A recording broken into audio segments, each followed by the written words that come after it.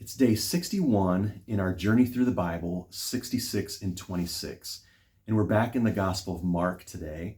And our reading from Mark is roughly framed by two miracles Jesus performs on blind men. One in Mark 8, where Jesus heals a nameless man in the town of Bethsaida, and the other in Mark 10, when Jesus heals a man named Bartimaeus in the city of Jericho.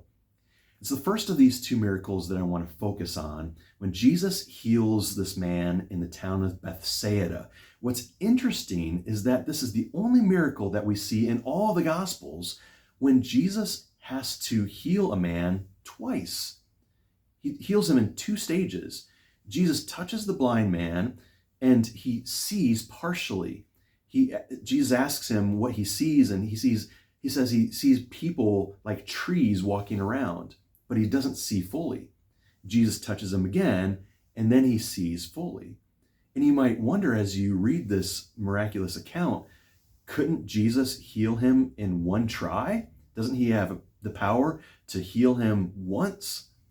Of course he does. Jesus has even healed people without them being in his presence. With just a word, Jesus can do anything that he wants, and he could heal him easily.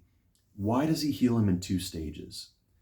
Well, I think there's something going on here that is much deeper, and that the story of the healing of the blind man, we see an outward manifestation of what is going on with the disciples of Jesus, how he has to reveal himself to them again and again, not just once, but over and over, so they can understand.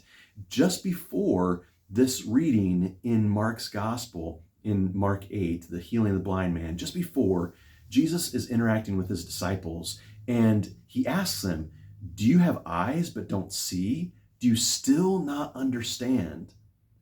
They're demonstrating that they are blind, spiritually blind. They can see physically, but spiritually they can't understand. They can't grasp what is going on with Jesus. Even though they've seen his miracles, they've heard his teaching, and they still are blind.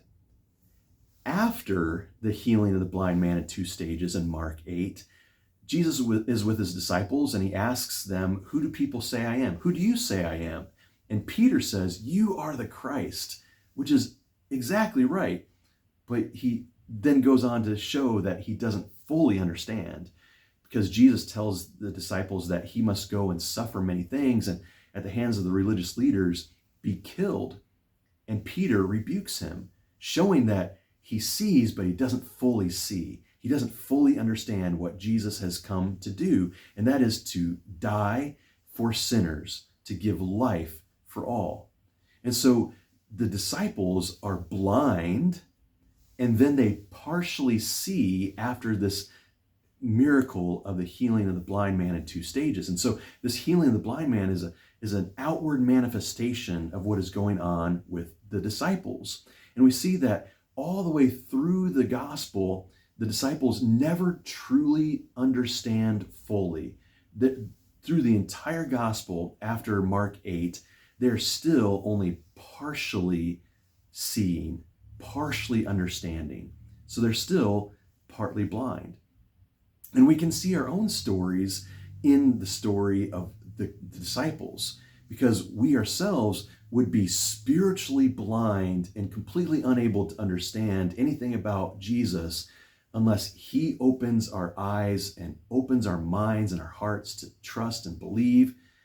And still in this life, we don't see fully. Just like Paul says, in this life, we see but a poor reflection as in a mirror.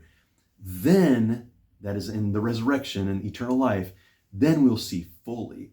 And the disciples don't see fully in the Gospel of Mark, just as we don't see fully now. But the healing of this blind man in Mark 8 in two stages, where yes, he sees partially and then he sees fully.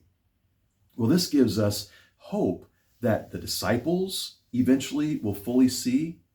We ourselves will eventually fully see, not in this life, but certainly in the life to come.